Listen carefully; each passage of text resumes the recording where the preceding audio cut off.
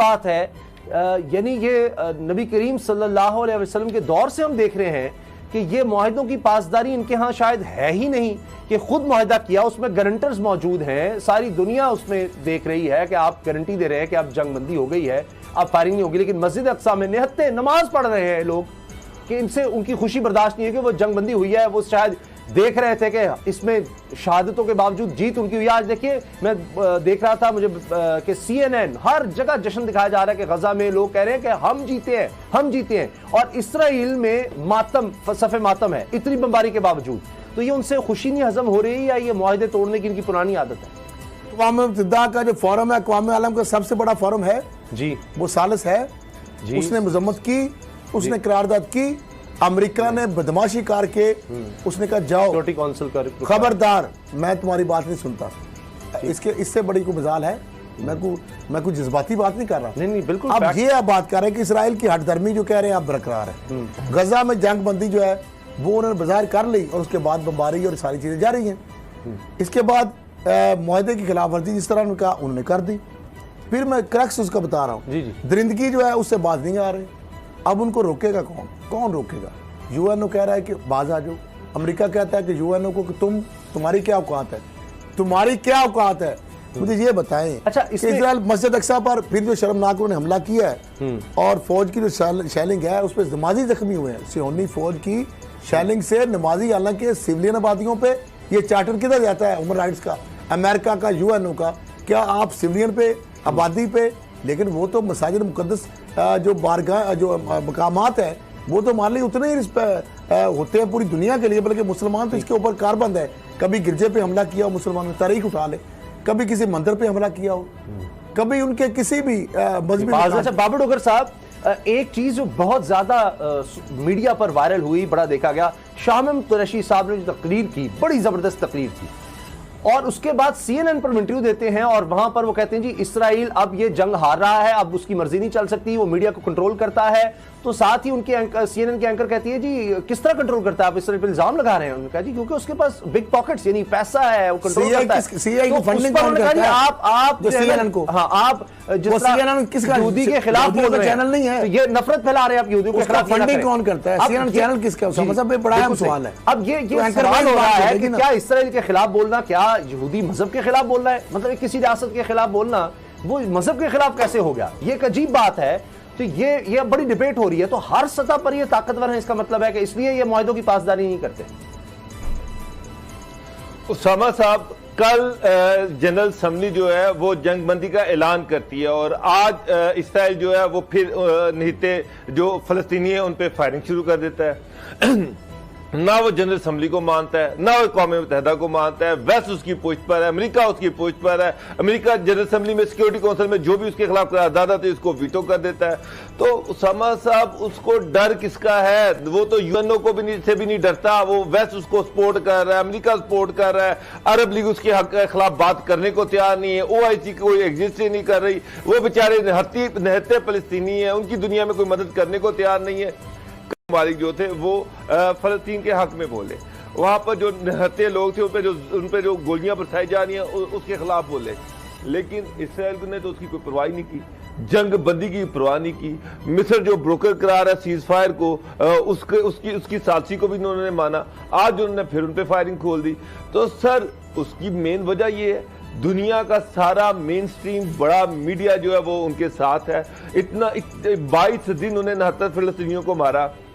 दुनिया में किसी बड़े अखबार ने, किसी बड़े चैनल ने उनके खिलाफ एक लफ्ज नहीं लिखा। तो उस पर तो साफ जाहिर है कि यहूदियों का कंट्रोल है सारे। डोगर साहब, सिर्फ एक सवाल हाथों में कठपुतली बना हुआ है। जिस तरह से मोदी का मीडिया जो है, इंडिया का जो मीडिया है वो मोदी के हाथों में कठपुतली बना हुआ है, इंटरनेशनल मीडिया जो है इसराइल के हाथों में कठपुतली बना हुआ है। ये दोनों का मोडस ऑपरेंडी एक ही है, चाहे वो मोदी है चाहे वो इसराइल है। इसराइल इंटरनेशनल मीडिया को कंट्रोल करता है, मोदी जो है वो इंडिया के मीडिया को कंट्रोल करता है। वहां निहत्ते कश्मीरियों को मारा जाता है, मुसलमानों को मारा जाता है, उनकी नस्ल कुशी की की जाती है, कोई उनका मीडिया बोलता नहीं है। इधर जो है इसराइली जो है वो फलस्तीनियों को मार रहे हैं और इंटरनेशनल मीडिया ये कह रहा है कि जो उनको डिफेंस का राइट हासिल है, यानी कि इसराइल को डिफेंस का राइट हासिल है उन फलस्तीनियों के खिलाफ जिनके पास कुछ है ही नहीं है, उनको मारने के लिए कोई चीज ही नहीं है। वो जो मिसाइल उन्होंने मारे उनकी क्या हैसियत है, आधे मिसाइल तो वहां पे गिर ही नहीं सके। वो इसराइली अंदाजा लगा लें। तो फिर उसामा साहब ये तो मुझे लग रहा है कि ये जनरल असेंबली ये सारा कुछ बेमानी हो गया रह गया है। अगर ये इसराइल को नहीं रोक सकते तो ये सारी चीजें बेमानी है। फलस्तीन की सूरत हाल इंतहाई तशवीशनाक है। जैसा कि आप सब लोग जानते हैं, जुल्म और बर्बरियत के पहाड़ तोड़े जा रहे हैं इसराइल की जानिब से। अगरचे एक सीज फायर की बात भी हो गई, लेकिन इसके बावजूद भी आज भी हमने देखा कि अटैक्स जारी हैं इसराइल के, और बैतुल मक़दस पर आज फिर से उन्होंने शेलिंग की है और थोड़ी से रबड़ की गोलियां भी बरसाई हैं, ये भी पता चला है, जबकि वहाँ पर नमाजी भी मौजूद थे। ये पाकिस्तान में भी आज फ़लस्तीन के साथ यौम यकजहती फ़लस्तीन मनाया गया है, और इसके साथ साथ आपने जो पाकिस्तान का एक ऑफिशियल मौक़िफ़ है वो भी वज़ीर ख़ारजा की ज़बानी सुन लिया, जो कि उन्होंने अक़वाम मुत्तहिदा में उठाया। ये सारी सूरत हाल है, इसके हवाले से गुफ्तगू करते हैं कि ये मामला आखिर कैसे हल होगा, कैसे निपटेगा, और इसके जो और पहलू हैं उनका भी जायजा लेंगे। हिलाली साहब, आपकी तरफ आते हुए सबसे पहले तो शाह कुरैशी साहब ने जो पाकिस्तान का एक पॉइंट ऑफ व्यू दिया है सारी दुनिया के सामने, जिसकी नुमाइंदगी की है, उसको आप कैसे एनालाइज करेंगे? आप खुद भी एक डिप्लोमेट रह चुके हैं, और इसके साथ ये भी कि जो ख़ास तौर पर उन्होंने प्रोटेक्शन फोर्स की बात की है, आप समझते हैं कि एक बहुत मुनासिब ये बात है? अगर ऐसा हो जाए तो इस जो फ़लस्तीनियों पर पहाड़ तोड़े जा रहे जुल्म के, उससे कुछ बचाव मुमकिन है? हाँ, ये बड़ा अच्छा आइडिया है, मगर होगा नहीं। सबको पता है नहीं होगा। ये सिक्योरिटी काउंसिल ऐसे फोर्स को वीटो करेगी और इजराइल मानेगा नहीं। उनका तो मकसद इजराइल का ये है कि फ़लस्तीनियों को निकालें गाज़ा से, ये नहीं कि उनको एक प्रोटेक्शन फोर्स लाएं और उसको कहें इनको बचाओ। बिल्कुल नहीं। अफसोस से कहना पड़ता है कि आपने पूछा कि ये कैसे हल होगा। माफ़ करिए, मैं तो देख रहा हूँ, डेंजरसली मैं देख रहा हूं, हम जंग की तरफ जा रहे हैं, और वो किस किस्म का जंग होगा मुझे नहीं पता, मगर एक बड़ा शदीद जंग हो सकता है।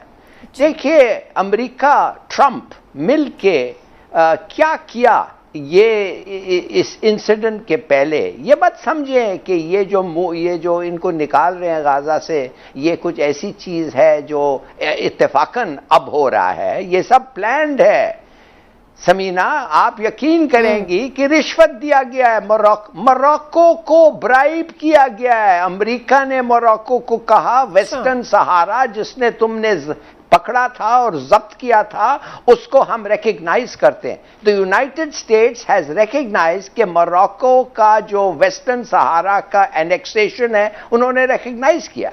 सूडान को कहा तुम इनको रिकग्नाइज करो, और तुम्हें टेररिस्ट लिस्ट, अमेरिका के टेरर लिस्ट पे था सूडान, उनको निकाल दिया और कहा कि इसलिए कि तुम, और यूएई को जितने इन्होंने हथियार बेचे हैं, क्या मैसिव आर्म्स डील हुआ है, ये सब बिल्डअप था। इसलिए नंबर 1।